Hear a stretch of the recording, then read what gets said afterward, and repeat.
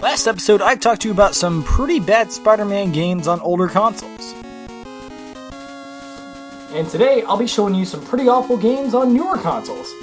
Now, originally, I had planned to start this episode out with Spider-Man Web of Shadows, but it turns out a lot of people actually like this game. Why? Moody protagonist, zombie virus hits New York.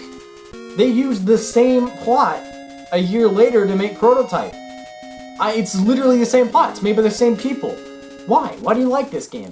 Well, I guess we'll just jump into Spider-Man Edge of Time, our next game.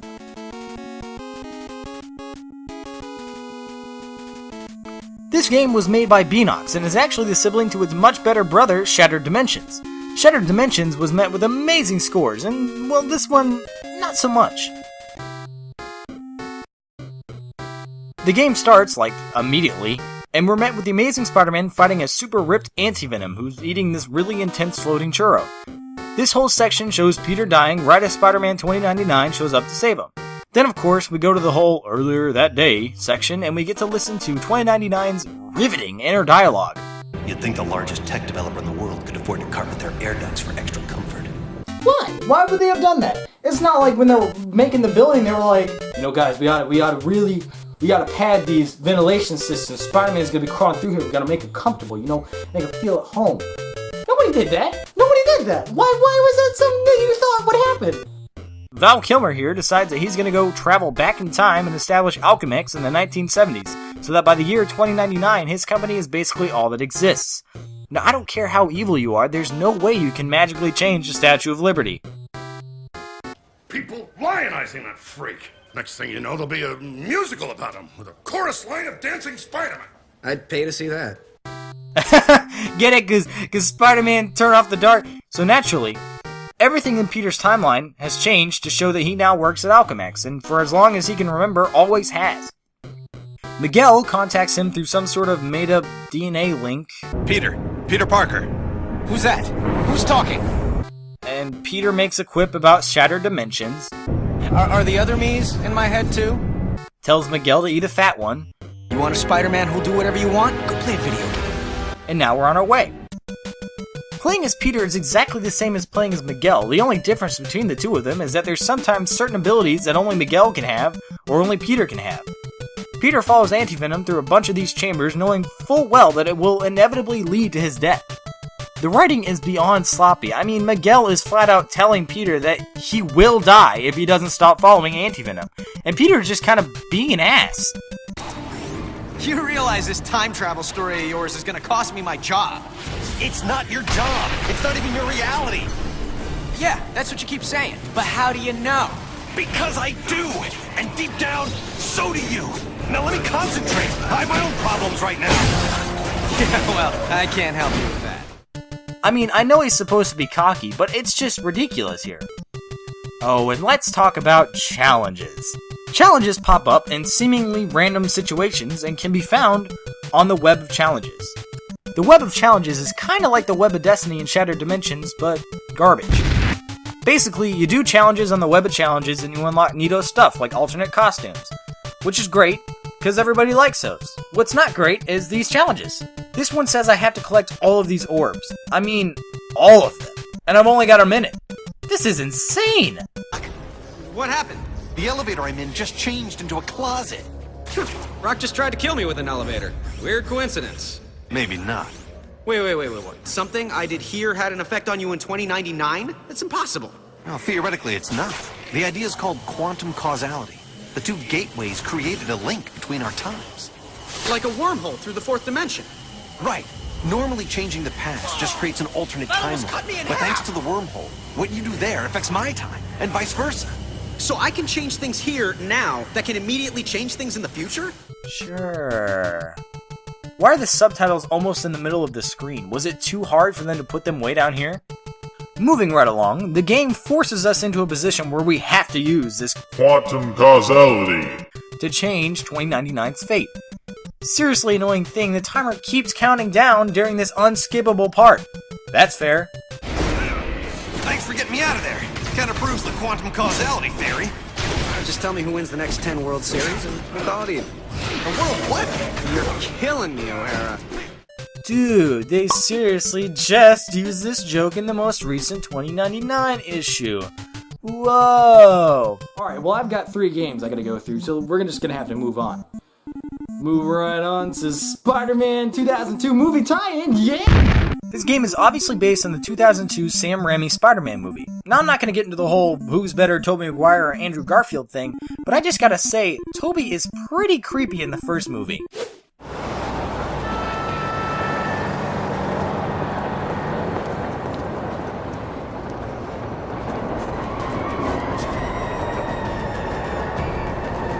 Hi, MJ. Hey, MJ. I don't know if you realize this, but we've been neighbors since I was 6, and I was wondering if maybe we could get together sometime.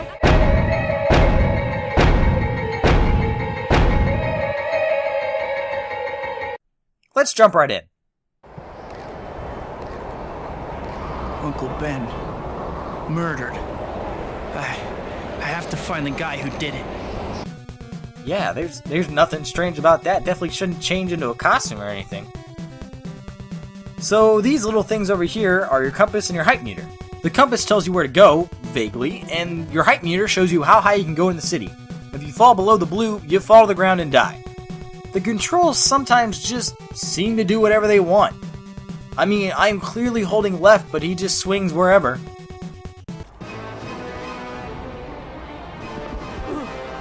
A carjacker killed an old man earlier today. The killer's a skull. Where is he? I can't tell you. He killed me. What makes you think I won't? Ah! No! The guy you want to spike. He's probably in that whole shipping warehouse. It's right on the river. That's all I know. What? What?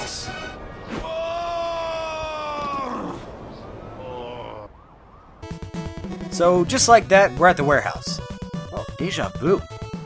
There's these little hemp boxes all over the place, and if you hit one... Just for giggles, press the punch button near an object to try picking it up. Press punch again to throw it. That's Bruce Campbell. That's Ashley Williams in our Spider-Man game. Don't have time to pick it up? Too lazy? No problem. The kick button will launch an item without picking it up. There. Was that simple enough for you? Or should I play the whole game for you? Bruce Campbell, if you want to come over and sit down next to me and play Spider-Man, I got no problems with that, man. You come over, I'll get you something to drink, we'll just sit here and play Spider-Man on the Xbox.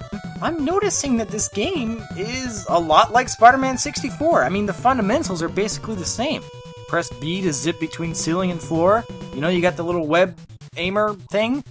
You know, even some of the moves are exactly the same. Secret Activision conspiracy?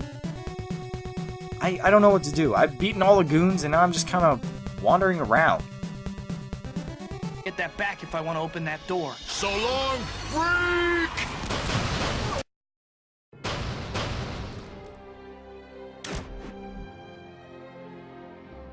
Oh my god, that's the second time Spider-Man's been killed by a forklift. Wow, in 2 different games. Incredible. Oh man. Ugh. This is going on forever. Once you get to the end of this warehouse stage, there's even more warehouse. Great. This is so boring. I mean, there's not even any music change or anything. No different goons, nothing. Just the same stuff. I'm switching. Alright, well, we're done with Xbox, so let's move on to our next game. The Amazing Spider-Man on the mobile phone. What? Apparently I review apps too. Who knew? Now, before we go any further, I want to apologize because the only way I could record this was by hooking it up to the TV and then recording the TV like a Neanderthal. So, here we go. Sorry. Probably feels like you're watching a bootleg movie right now, huh? You know, I have to say, this has pretty good graphics for the phone. I mean, there's stuff moving in the background, and Spider-Man even has idle animations. It's pretty neat. There's a whole open world city, and there's all kinds of events going on all over. But there's something we really need to talk about. Spider-Man, help!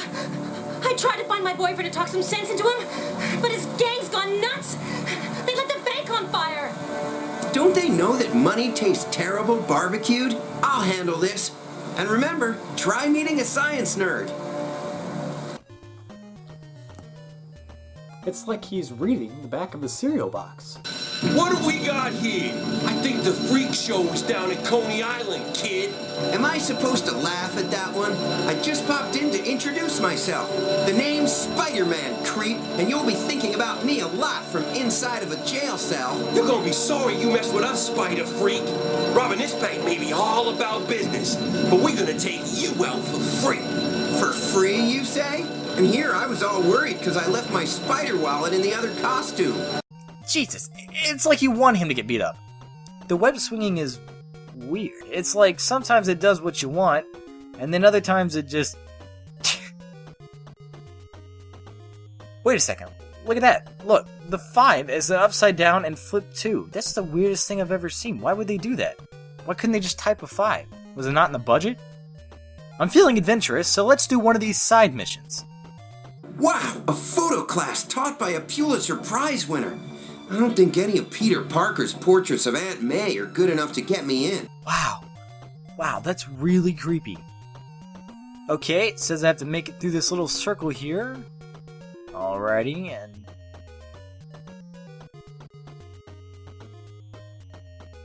I very clearly went through that circle, through the middle even.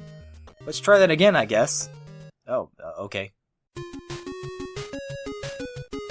Look, it just did it again. What's with that? Let's take a good old butt shot here. Fantastic. You know, that one's actually pretty good. I'm going to save that one. One more thing to talk about. Not only is this game like $7 on the App Store, but it's also got its own store in the game. So if you give your phone to your little son Johnny, who's all hopped up on Pixie Stick and hardcore street drugs, and your credit card's linked to your phone, you can go right ahead and buy 20,000... spiders? The game's currency is spiders? Jesus Christ, a car full of spiders? A car filled from floor to roof with nothing but spiders. Real spiders. Wow, that is nightmare fuel. Alright, well, I'm done with that. Let's move on to our last game. Amazing Spider-Man 2 on the Wii U. This dirty? Seriously? This thing's like pristine. Amazing Spider-Man 2 on the PS4.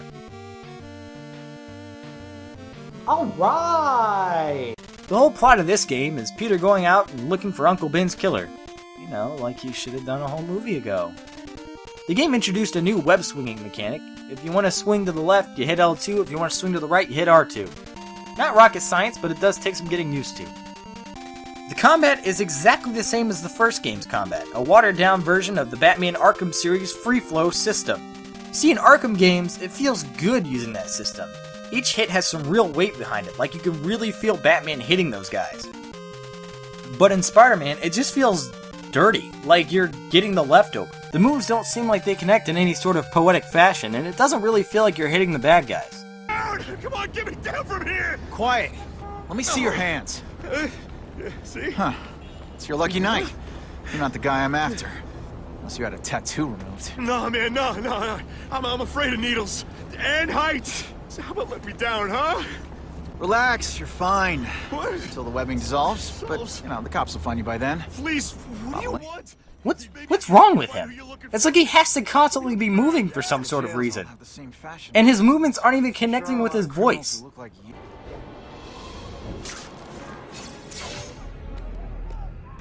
Snap! Now that the cops cracked down, every crew in the city's running low on guns. This'll give us a hell of an advantage. You mean us? Surrender the guns and maybe you live. Come get them, punks! How about I take the guns? I don't think you guys are qualified to use them responsibly.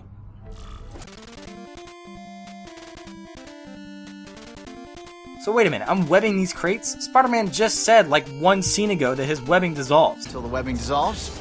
Not to mention, Gwen Stacy was able to cut through some of Peter's web using nothing but a set of keys. So what does webbing these crates accomplish?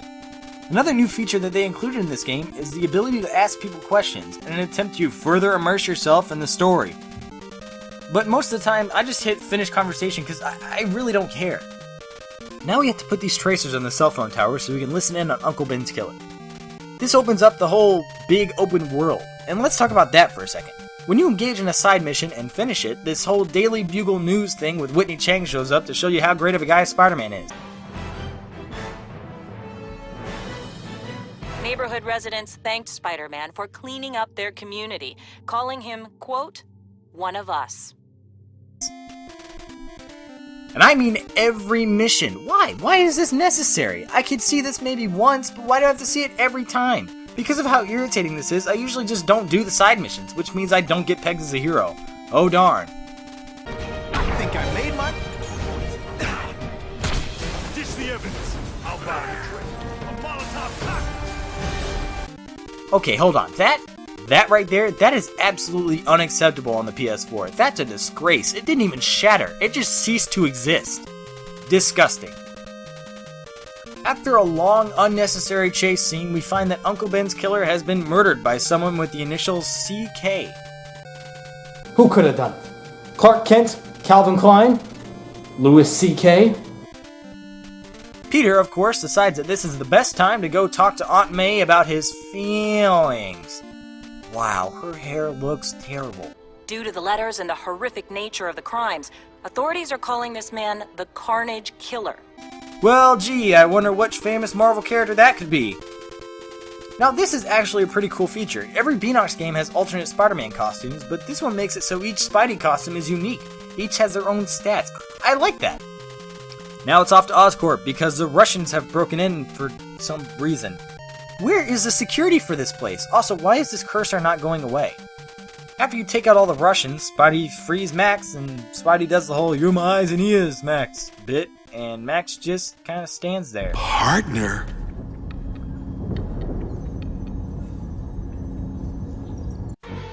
He's just standing there, menacingly! They're busy fighting each other. I can use the time to disable these weapons. See, now, I'm a big fan of Metal Gear Solid, so I like these sneaking around segments. You know, sneak around, take out the bad guys, don't get seen. Did I say sneaking around? I meant standing 5 feet away from a guy's face. Of course, we can't get out of here without a pointless, unnecessary boss fight, so here we fight Shocker, and wow, it is really easy. After that, we're met with not Dane DeHaan and Kingpin, who looks and sounds like he should be played by John Goodman. New York made me the man I am. Now, I want to give something back. They talk about this task force that will help out the police when matters are outside of their hands. What, now they're attacking me because I'm not doing side missions? No, wait, hold on a second. Now, they give me the option not to do the side missions, but whenever I don't do the side missions, I'm labeled a menace, and now they send unrelenting robots to come kill me? You know what? No, I'm done. Oh, Magic Genie Lamp, please, I wish to be whisked away on the arms of a good Spider-Man game.